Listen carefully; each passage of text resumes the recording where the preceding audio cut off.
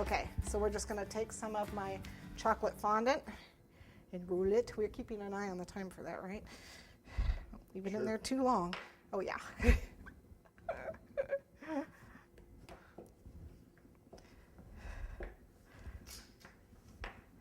I just roll it out. I should have a bigger rolling pin, but this is what I have.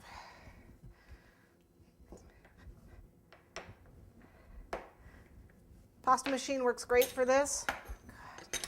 A pasta machine? A pasta machine. Okay. You can just stick the fondant in the pasta machine and, run it through to get it nice and thin. Okay. Make sure it is released from the countertop. And we're just going to press it on. Nice and firm.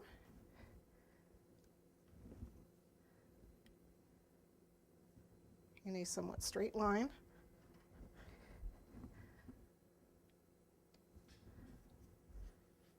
Okay, and then down right on the edge with the pizza cutter. And then this guy is really kind of cool. He actually will sit in the grooves that this other thing made. The grooves that this thing makes, when it presses down, this guy actually fits in it. See? It actually locks in place. It's really kind of cool.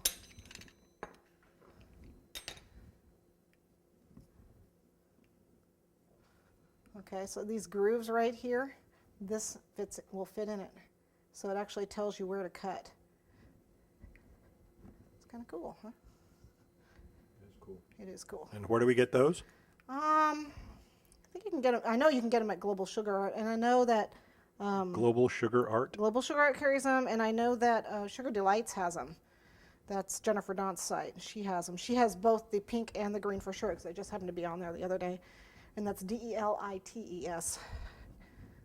used to get people saying, I can't find it. Yeah, it's because it's spelled a different way. Sugar Delights. Yeah, but you can look up Jennifer Daunt's, and it'll pop up. But she carries it also. Okay, so you can see how easy that is. Cool. Yeah, really cool. Okay, so what I've got now is I've got my bronze luster dust and one of my lovely supplied brushes. Let's see, this will work. Nice flat. It's a nice brush. Thank you. And then I just ever so lightly. I don't want too much on there. I just want it to be on the. So I hold it at the side. I just want it at the ridges, just to emphasize the ridges here. I don't want it overpowered. Guys don't like too much, sparkle.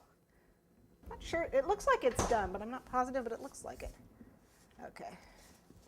The nice thing about this is you actually don't need a border on it, but I'm putting a border on it because I want one. And it's my cake, so I can do what I want. There you go. So you can attach this if you want with piping gel or something, but I'm just going to place it on around the base border here.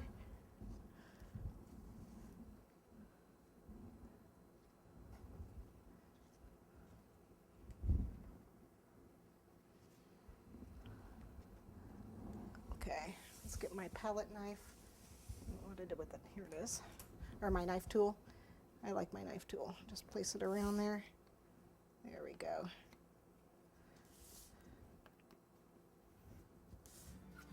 So normally you'd make one a little bit bigger so it goes all the way around. Well, actually I do it in two pieces because you can butt these together and you'll never know. So I will. I find it difficult to work with a really big piece, so I actually do in two pieces. But you can. If you're comfortable with that, make it all the way. And I will, I'll finish that.